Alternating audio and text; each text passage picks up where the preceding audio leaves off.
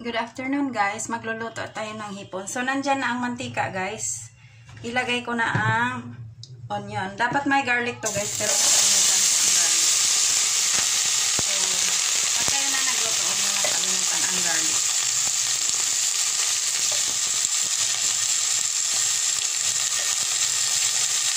Naiwan ko sa palengke ang garlic guys.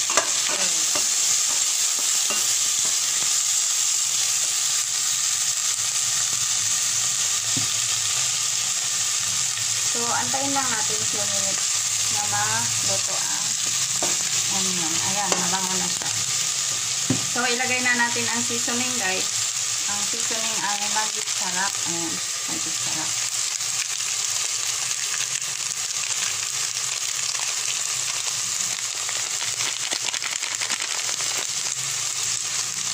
Magic sarap. Tapos, kunting asin. Kunti lang guys. Yan, patilangot lang na asin. Yan. Tapos, paminta, ayan. Paminta. Yan. Tapos, kunting banana ketchup. Yan.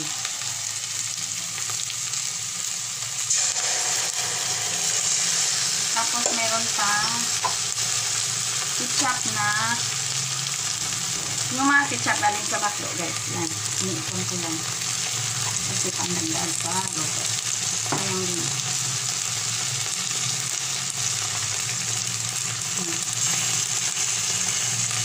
Hindi dinayag ng maklo yan para isapon lang natin. So, iniipon ko yan guys.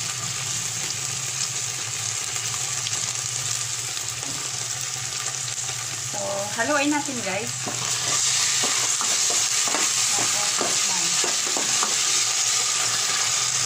Before anything else pala guys, lagyan ko pala ng konting brown sugar yan. Yan, brown sugar. Kunti lang.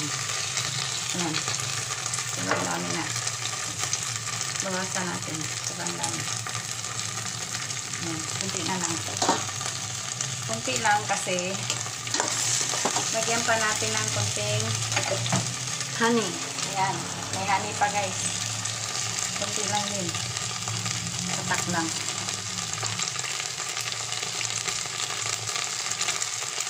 Ayan, lumabas ng hangin. Malamig kasi. Kaya lumabas ng hangin. Ang lamig na yun. So, yan. Konti lang honey, guys. Mga 1 kutsarita lang. Pero depende rin sa inyo, guys. Kung gusto nyo na matamis.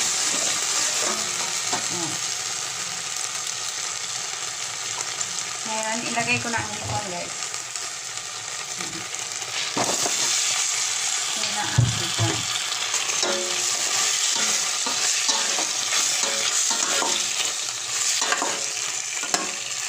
So, lakasan na natin ang apoy.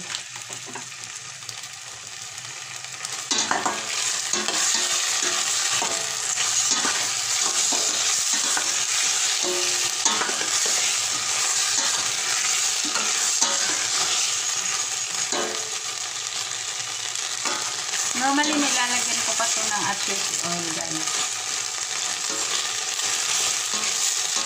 So, hindi ko nakaprepare ng atsyote oil. So, next time, lagaw tayo.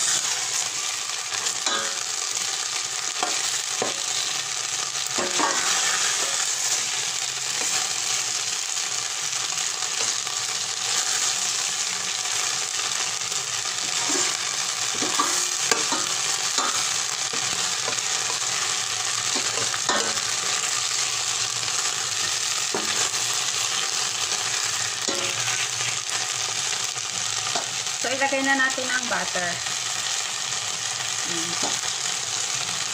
Tinanggot lang na butter, guys. Mga 1 tablespoon. Pero it's up to you kung gusto nyo naman madami. Pwede naman.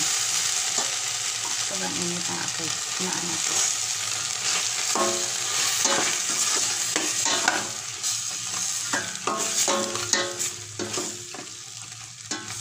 So, tikman natin, guys, kung gaano ba siya katamis.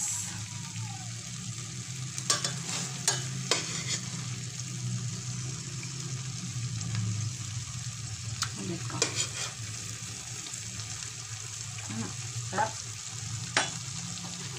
So, Saka yung lasa ko guys, tama lang.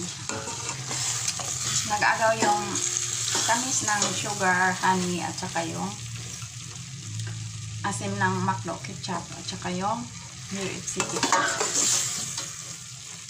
So, ayan, luto na siya guys. Hindi na natin siya pwedeng i-overcook or else kakain tayo ng mala spongy na ipon. So, ayan na guys. Thank you so much for watching guys. Subscribe for more.